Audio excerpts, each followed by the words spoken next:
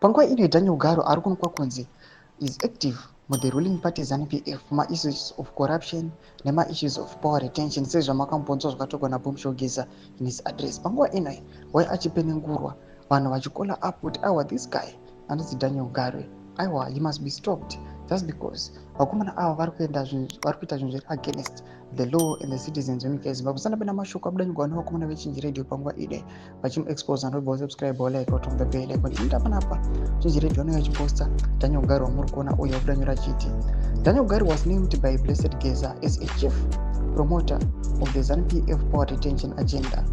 ZANU-PF has not given up on mutilating the Zimbabwe constitution.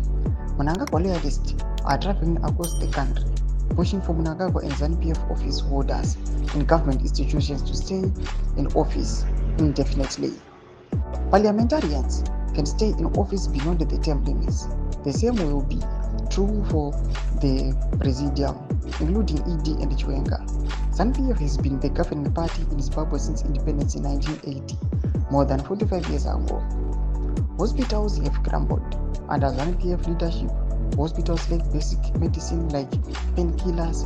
ZANU-PF is busy distributing cash and other items like cars to influencers like chiefs, musicians, actors, judges, and the parliamentarians to support the ZANU-PF power retention agenda. This will be against the spirit of the Zimbabwe constitution. Hashtag ZANU-PF must go.